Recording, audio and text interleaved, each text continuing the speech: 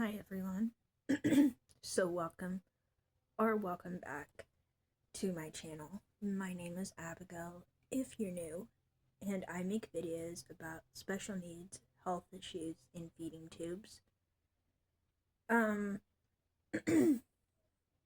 so in today's video, I'm going to be talking about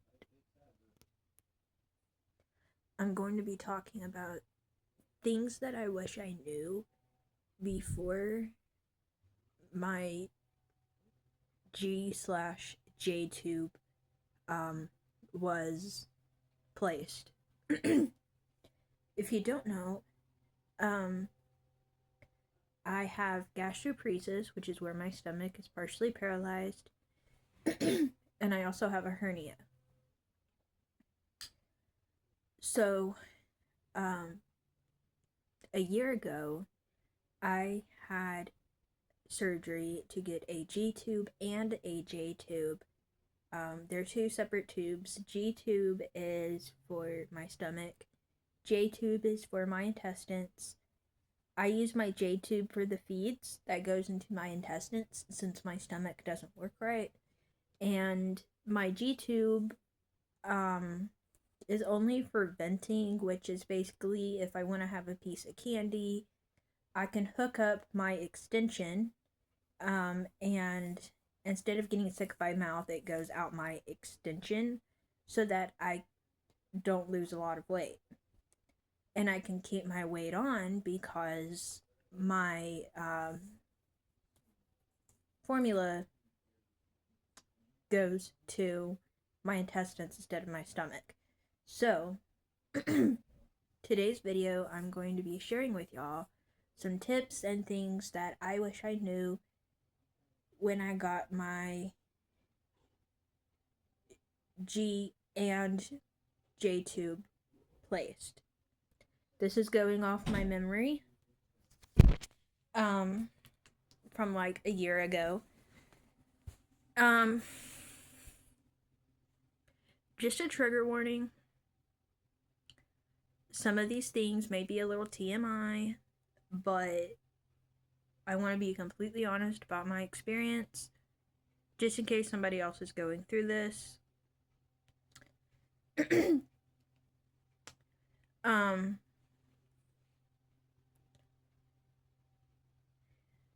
First thing is you're going to want somebody to probably stay with you. Whether this is a friend, a family member, your husband or wife. For me, it was my mom. My mom stayed with me. No, of course, every hospital can be different. But this is how it went in the hospital I was in. First of all, I ended up staying a couple nights. I don't exactly remember how many. I'm thinking it was probably I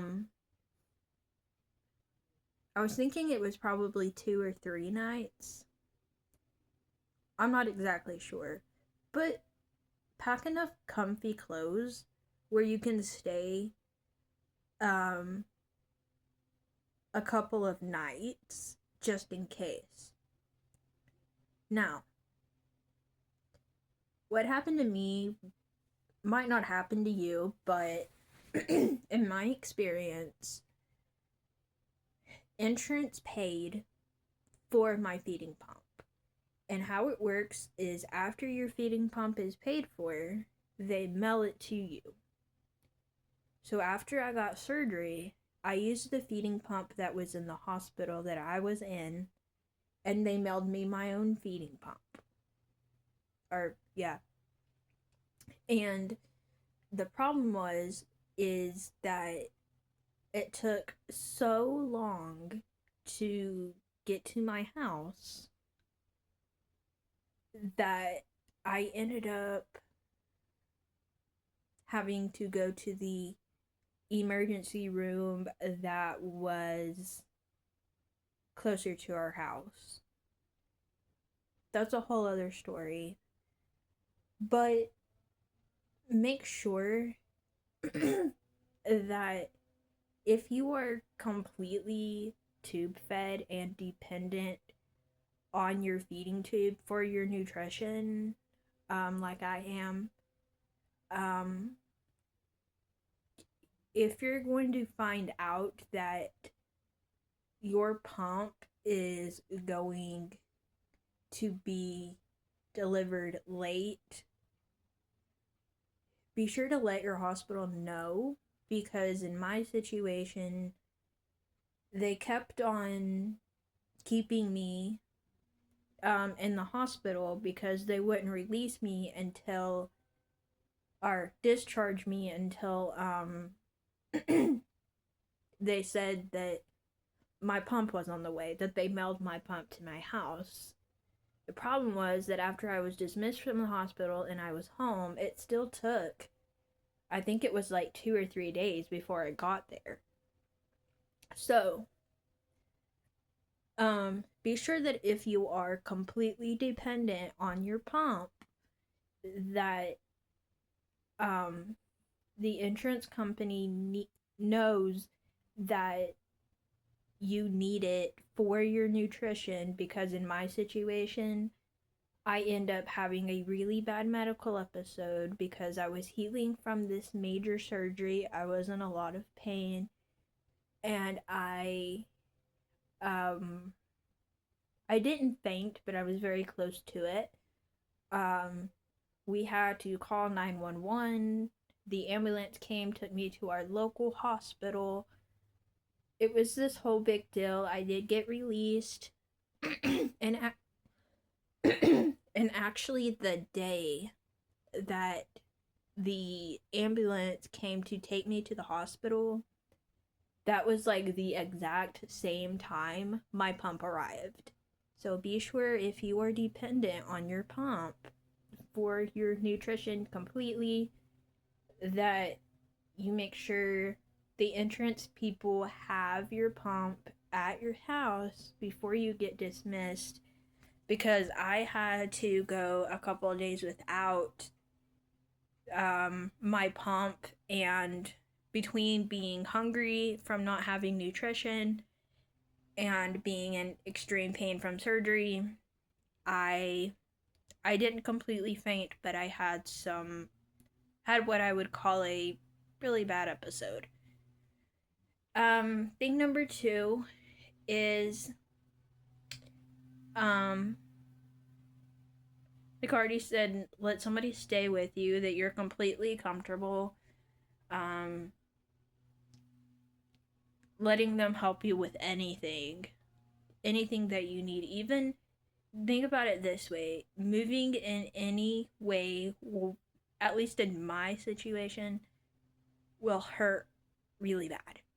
So be sure that the person that is staying with you to help you when you're in the hospital for that night, that you are comfortable with them helping you with everything, whatever you need. In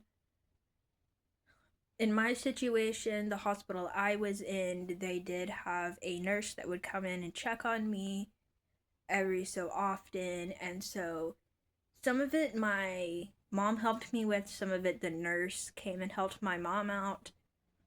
But be sure that your second person is somebody that you trust, that can help you with anything, because in my situation, I was too sore to do much. Pack comfort items. Like, one of my favorite comfort items is a throw blanket. The blankets at the hospital in general, at least the hospitals I've been in, are typically not very comfortable. Obviously, you don't want to bring anything bulky, but even if it's a throw blanket, maybe bring that.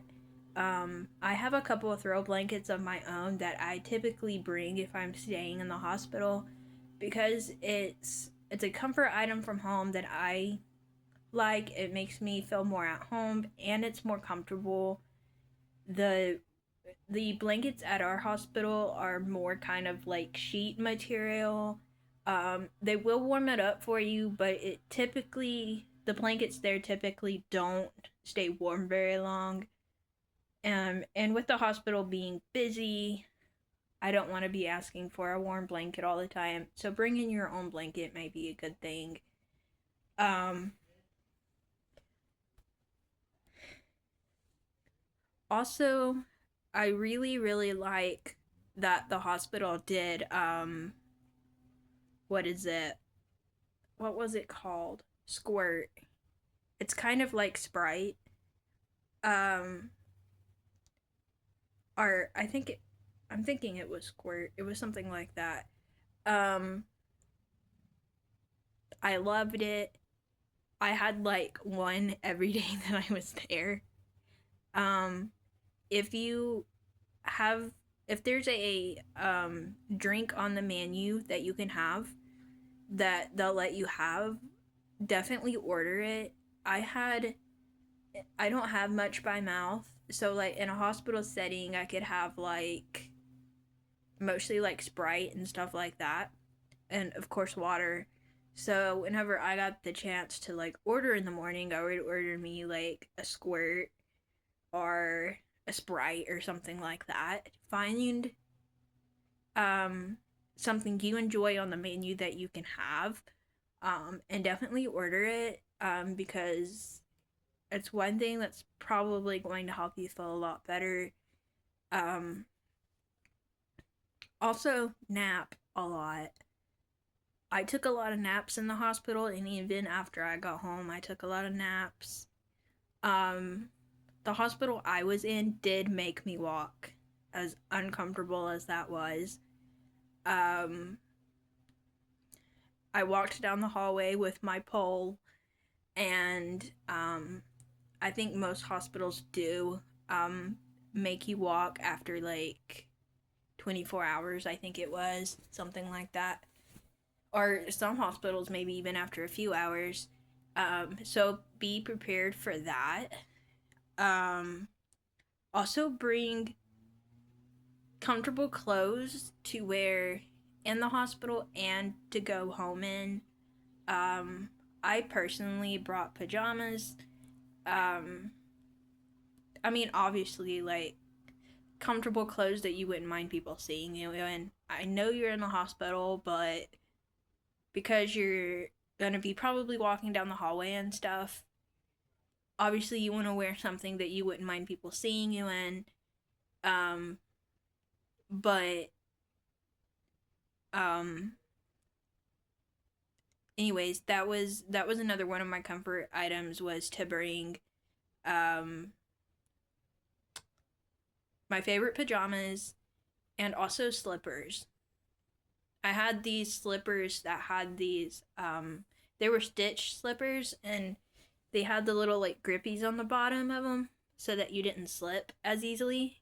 That was really good. Um that's about all I can think of.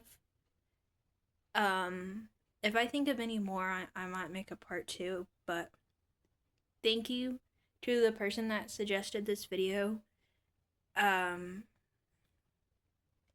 if you're watching this because you're having a surgery like this, I hope you get better soon and that it goes well.